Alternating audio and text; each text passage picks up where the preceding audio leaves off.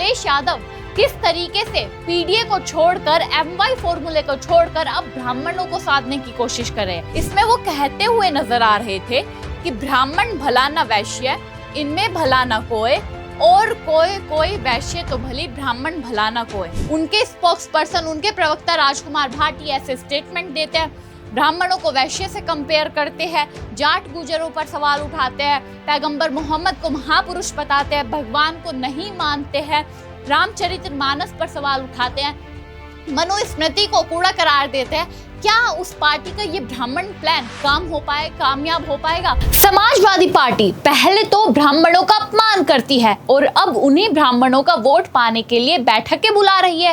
ये कैसी दोगली राजनीति अखिलेश यादव इन दिनों करते हुए नजर आ रहे हैं। जी हाँ, पहले तो राजकुमार भाटी जो समाजवादी पार्टी के स्पोक्स पर्सन है, उनके द्वारा ब्राह्मणों को वैश्य से कंपेयर किया जाता है और अब वही अखिलेश यादव, जिसके नेता ने ऐसी टिप्पणी की थी, वही अखिलेश यादव यूपी चुनाव को देखते हुए ब्राह्मण वोटरों को साधने की कोशिश कर रहे हैं, बैठक बुला रहे हैं। जिसके बाद पता लग रहा है कि अखिलेश यादव किस तरीके से पीडीए को छोड़कर एमवाई फॉर्मूले को छोड़कर अब ब्राह्मणों को साधने की कोशिश कर रहे हैं, क्योंकि यूपी में 10 से 15% फीसदी जो ब्राह्मण है वो वोट अब समाजवादी पार्टी को चाहिए। लेकिन अब वो भूल गए कि जो अपमान ब्राह्मणों का उनके नेताओं ने किया था, उन्होंने किया था, अब वह ब्राह्मण चुप नहीं बैठेंगे। जी हाँ, इसी विषय पर आज इस वीडियो में चर्चा करेंगे। नमस्कार, आप देख रहे हैं न्यूज़ पेटी, मैं हूँ आपके साथ अनुष्का पवार। अखिलेश यादव का आप बखूबी जानते होंगे और यूपी में 2027 में चुनाव भी है, तो अखिलेश यादव पूरी कोशिश कर रहे हैं कि वो जो मुस्लिम है उन्हें भी साधे, जो हिंदू है उन्हें भी साधे, हिंदुओं में स्पेशली ब्राह्मणों का वोट पाने की कोशिश करे, क्योंकि हमेशा अखिलेश यादव की पार्टी समाजवादी पार्टी को पीडीए फॉर्मूला अपनाते हुए देखा गया है, यानी पिछड़ा, दलित, आदिवासी, इन तीनों की तो वोट उन्हें मिल जाती है, लेकिन ब्राह्मणों की वोट उन्हें कहीं नहीं मिलती। जिन ब्राह्मणों का 115 सीटों पर डायरेक्ट कब्जा रहता है, 12 जिलों पर डायरेक्ट कब्जा रहता है, अब उन 12 जिलों को अपनी मुट्ठी में करने के लिए अखिलेश यादव ब्राह्मण वोटों को साधने की कोशिश कर रहे हैं 2027 चुनाव से ठीक पहले। देखिए, यूपी चुनाव 2027 से पहले सपा ने बनाया मेगा ब्राह्मण प्लान। जनेश्वर मिश्रा की जयंती से होगा आगाज, जाने रणनीति। ब्राह्मण प्लान समाजवादी पार्टी ने बना लिया है, लेकिन उनका ये प्लान सक्सेसफुल बिल्कुल नहीं होगा, क्योंकि ब्राह्मणों को याद है कि उनके ही नेता ने, समाजवादी पार्टी के नेता ने किस तरीके से ब्राह्मणों का अपमान किया था।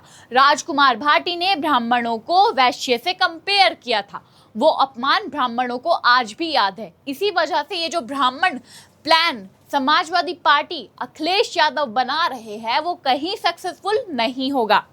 यूपी की राजनीति में 2027 विधानसभा चुनाव की आहट के साथ ही जातीय और सामाजिक समीकरणों की नई बिसात बिछानी शुरू हो गई है। समाजवादी पार्टी अब अपने पारंपरिक मुस्लिम यादव यानी एमवाई, जो हमेशा से समाजवादी पार्टी का मेन रहा है, मुस्लिम और यादव तो अखिलेश यादव खुद है, तो यादवों का वोट तो समाजवादी पार्टी को जाता ही है, ओबीसी में भी चला जाता है, लेकिन अब मुस्लिम और यादवों के फॉर्मूले को छोड़ते हुए अखिलेश यादव आगे बढ़ रहे हैं। अपना किसको रहे हैं? ब्राह्मण प्लान बनाते हुए ब्राह्मणों को साधने की कोशिश कर रहे हैं। समीकरण से आगे बढ़ते हुए ब्राह्मण समाज को साधने की रणनीति पर तेजी से काम कर रही है समाजवादी पार्टी। इसी क्रम में 17 जून यानी कि बुधवार को लखनऊ स्थित सपा मुख्यालय में ब्राह्मण समाज के प्रमुख नेताओं, विधायकों, पूर्व विधायकों, सांसदों और पूर्व सांसदों की बड़ी बैठक आयोजित हुई। सपा अध्यक्ष अखिलेश यादव स्वयं इस अभियान की निगरानी कर रहे थे। बैठक की जिम्मेदारी बलिया से सांसद सनातन पांडे को सौंपी गई थी।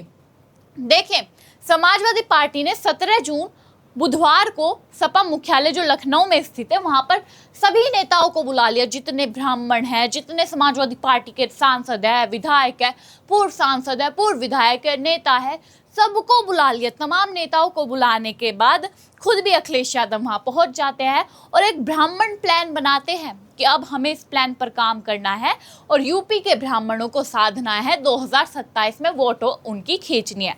लेकिन ऐसा बिल्कुल भी नहीं होगा, क्योंकि इस बैठक का जो निरीक्षण कर रहे हैं वो है सनातन पांडे, बलिया से समाजवादी पार्टी के सांसद है। और अभी जैसे जैसे खबरें सामने आ रही है कि समाजवादी पार्टी के 20 सांसद टूट सकते हैं, जा सकते हैं भाजपा में। उनमें इन सनातन पांडे का नाम भी कहीं ना कहीं आगे आ रहा है कि सनातन पांडे समाजवादी पार्टी को छोड़ सकते हैं।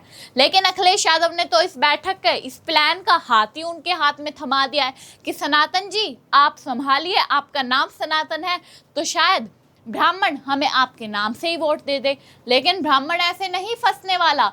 ब्राह्मणों को पता है कि किसको वोट देना है, किसको नहीं। जिसने ब्राह्मणों का अपमान किया है, ब्राह्मण उसे तो वोट कतई नहीं देगा। इस बैठक में नेता प्रतिपक्ष माता प्रसाद पांडे, विधायक अमिताभ बाजपेयी, विनय तिवारी, बैजनाथ दुबे, संतोष पांडे, पूजा शुक्ला और पूर्व विधायक आशुतोष उपाध्याय सहित कई नेताओं को अलग अलग जिम्मेदारियां दी गई। आने वाली 5 अगस्त को समाजवादी विचारक और पूर्व केंद्रीय मंत्री जनेश्वर मिश्रा की जयंती पर लखनऊ में प्रस्तावित विशाल ब्राह्मण सम्मेलन की रूपरेखा भी तय की जाएगी। देखिए, इस बैठक में समाजवादी पार्टी ने 4 से 5 नेताओं को मुख्य जिम्मेदारी दी। कौन कौन है वो नेता? एक तो है माता प्रसाद पांडे, जो यूपी विधानसभा में नेता प्रतिपक्ष है। विधायक जो है अमित बाजपेयी, उन्हें दी गई। विनय तिवारी को दी गई, बैजनाथ दुबे को दी गई, संतोष पांडे को दी गई और पूजा शुक्ला को दी गई। और पूर्व विधायक जो आशुतोष उपाध्याय रहे उन्हें भी दी गई है। अब आपने एक चीज नोटिस की होगी कि ये सारे के सारे ब्राह्मण समाज से आते हैं, तो लीडर ऐसे को बनाएगा जो खुद ब्राह्मण हो, जिससे आने वाले टाइम में ये प्लान काम कर सके। लेकिन ये प्लान बिल्कुल भी काम करता हुआ नजर नहीं आएगा, क्योंकि इनकी नैया तो पहले ही राजकुमार भाटी ने डुबो दी है कि आप कितनी कोशिश करो ब्राह्मणों को साधने की, लेकिन ब्राह्मण आपके हाथ नहीं आएंगे, चाहे कितने ही ब्राह्मण प्लान आप क्यों ना बना लो। अब हम बात करते हैं उस बयान की जिसकी वजह से ये ब्राह्मण प्लान जो समाजवादी पार्टी बना रही है वो फेल होता हुआ नजर आ रहा है। ये राजकुमार भाटी है जिनके द्वारा एक ऐसा स्टेटमेंट दिया गया जिसके बाद समाजवादी पार्टी पर कई प्रश्न उठने लगे। पहले भी उठते थे कि पीडीए चलती रहती है, बाकी के लोग कहाँ गए, बाकी के समुदाय पर समाजवादी पार्टी बात क्यों नहीं करती है, क्या इस उत्तर प्रदेश में सिर्फ पीडीए है और लोग नहीं आते। अब उसी को लेकर सौरभ भाटी की स्टेटमेंट और दे देता है, जिससे ब्राह्मण समाज और नाराज हो जाता है समाजवादी पार्टी से। सपा नेता राजकुमार भाटी के ब्राह्मणों पर टिप्पणी से सियासत तेज, डिप्टी सीएम भी बोले कि अखिलेश यादव को स्लैश। देखिए, सपा नेता राजकुमार भाटी ने कुछ एक विवादित बयान दिया था। सपा नेता राजकुमार भाटी ने दिल्ली में 5 मई को आयोजित एक कार्यक्रम में ब्राह्मणों पर विवादित टिप्पणी की थी। इसके बाद उनका एक वीडियो सोशल मीडिया में काफी तेजी से वायरल भी हो रहा था। 5 मई 2026 को ये जो है टिप्पणी की गई थी राजकुमार भाटी द्वारा, जिसमें उन्होंने जो कहा था वो वीडियो वायरल होना शुरू हो जाता है। इसमें वो कहते हुए नजर आ रहे थे कि ब्राह्मण भला न वैश्य, इनमें भला न कोय, और कोई वैश्य तो भली, ब्राह्मण भला न कोय।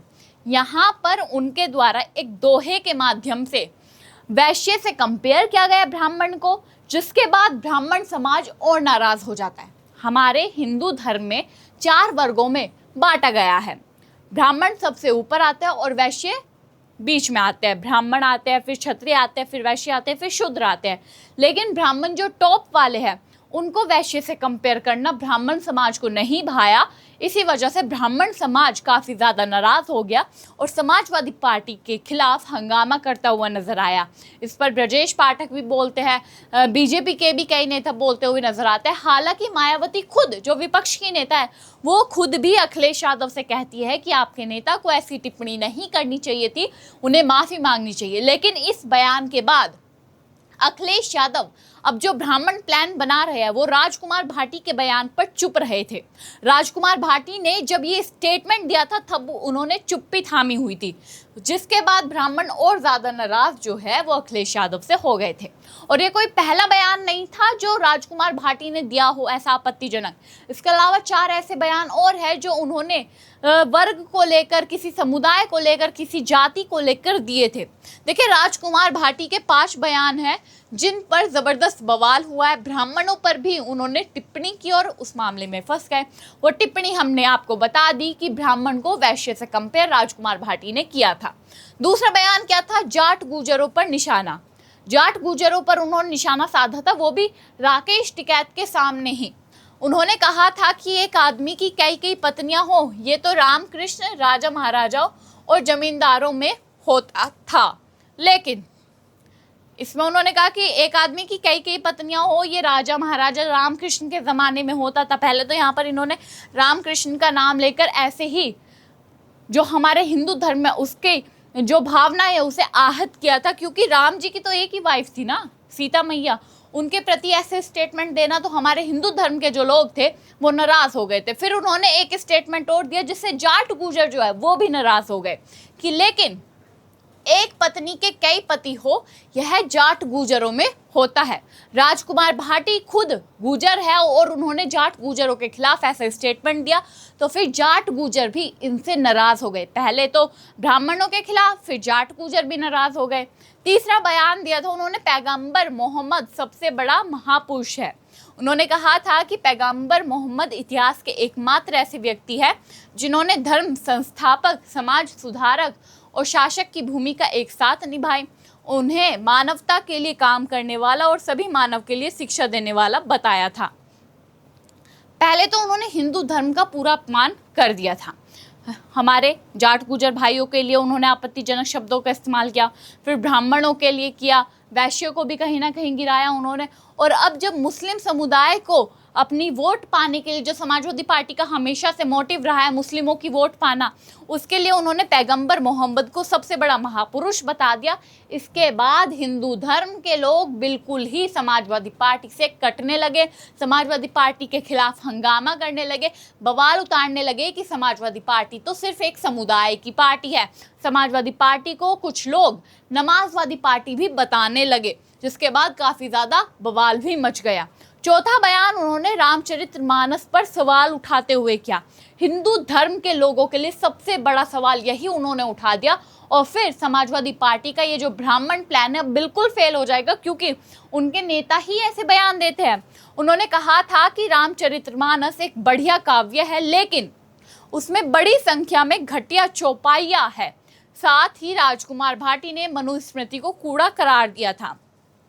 रामचरितमानस में जितनी भी चौपाइयाँ लिखी है वो सभी इंसानों के लिए लिखी है, अच्छी लिखी है, उसमें ज्ञान की बातें हैं, उसमें जीवन से रिलेटेड बातें हैं। लेकिन इन्होंने कहा कि जो भी उसमें चौपाइयाँ लिखी है उनमें से आधे से ज़्यादा घटिया चौपाइयाँ है। और जो मनुस्मृति है उसके खिलाफ भी राजकुमार भाटी ने कहा कि ये कूड़ा करार रहा है, उसमें कुछ भी नहीं लिखा। यानी राजकुमार भाटी ने हमेशा से हिंदू धर्म के लोगों की भावना को आहत करने का ही काम किया है, ठेस पहुंचाने का ही काम किया है। मंदिरों पर भी उन्होंने बहुत सवाल उठाए। उन्होंने एक इंटरव्यू में कहा था कि मैं मंदिर नहीं जाता, इसकी ज़रूरत ना समझाने के कारणों का जिक्र करते हुए उन्होंने कहा मैं यह नहीं समझ पा रहा भगवान है या नहीं। ना कोई आदमी सिद्ध कर पाया कि भगवान है, ना ही कोई यह सिद्ध कर पाया कि भगवान नहीं है। उन्होंने हमेशा से हिंदू धर्म पर ही सवाल उठाया। पैगंबर मोहम्मद की तो बड़ी तारीफ की कि वो तो बड़े महापुरुष है, लेकिन भगवान पर सवाल उठाते हुए कहा कि भगवान है या नहीं मुझे नहीं पता, इसलिए मैं मंदिर नहीं जाता, ना मैं भगवान पर विश्वास करता हूँ। जिसके बाद सवाल ये उठता है कि जो एक पार्टी समाजवादी पार्टी है, उनके स्पोक्स पर्सन, उनके प्रवक्ता राजकुमार भाटी ऐसे स्टेटमेंट देते हैं, ब्राह्मणों को वैश्य से कंपेयर करते हैं, जाट गुर्जरों पर सवाल उठाते हैं, पैगंबर मोहम्मद को महापुरुष बताते हैं, भगवान को नहीं मानते हैं, रामचरितमानस पर सवाल उठाते हैं, मनुस्मृति को कूड़ा करार देते हैं। क्या उस पार्टी का ये ब्राह्मण प्लान कामयाब हो पाएगा? क्योंकि अगर ऐसे सवाल उठाए गए तो कोई जनता नहीं मानेगी कि हाँ भाई ये हमारे हक के बारे में सोचने वाली है। पहले तुम ब्राह्मणों का अपमान करो, फिर उनका वोट पाने के लिए ब्राह्मण प्लान बनाओ। वाह अखिलेश यादव वाह। देखिए इनका जो अखिलेश यादव का ये प्लान है, अब ब्राह्मण प्लान, ये क्यों साधना चाहता है ब्राह्मणों को, बहुत बड़ा सवाल है। क्योंकि पीडीए तो इनका हमेशा से रहा है, एमवाई फॉर्मूला रहा है, तो 2027 चुनाव से पहले ये ब्राह्मण वोटरों को भी साधने की पूरी कोशिश कर रहे हैं, इसलिए लगातार बैठकें बुला रहे हैं। उत्तर प्रदेश में 10 से 15% ब्राह्मण वोटर है कि 10 से 15% ब्राह्मण वोटर है। अब 100 में से 10 से 15% यही वोटर हो गए, तो इनका वोट लेना बहुत ज़रूरी है। 115 सीटों पर प्रभाव रखते हैं और ये ब्राह्मण वोटर, जबकि 12 जिलों में ब्राह्मण किसी भी प्रत्याशी की जीत हार के लिए निर्णायक साबित होते रहे। सोचिए 115 सीटें और 12 जिले, ये बहुत बड़ी वोटर जो है इनके ब्राह्मणों के हैं। उसी को साधने के लिए अखिलेश यादव लगातार प्रयास कर रहे हैं कि 2027 चुनाव में ब्राह्मणों को साधा जाए, ब्राह्मणों का वोट पाया जाए। लेकिन ये ब्राह्मण समाज जानता है उत्तर प्रदेश का कि किस तरीके से समाजवादी पार्टी के नेता और राजकुमार भाटी जैसे नेता लगातार ब्राह्मणों का अपमान करते हुए नजर आए हैं। अब सवाल यहाँ पर ये एक उठता है कि जिस तरीके का प्लान अखिलेश यादव समाजवादी पार्टी अब बना रही है ब्राह्मण वोटरों को साधने के लिए, क्या ये ब्राह्मण जिनका अपमान समाजवादी पार्टी ने किया है, उत्तर प्रदेश के ब्राह्मणों का अपमान किया है, उनके नेताओं ने किया, क्या अभी भी ब्राह्मण प्लान इनका कामयाब हो पाएगा? क्या ब्राह्मण अभी भी समाजवादी पार्टी को वोट देंगे? ये बहुत बड़ा सवाल उठ रहा है। खैर, आप लोग क्या सोचते हैं अखिलेश यादव के ब्राह्मण प्लान को लेकर? क्या ये कामयाब होगा या फिर नहीं? कमेंट बॉक्स में जरूर बताएं। हमारे साथ देखते रहिए न्यूज़ पेटी।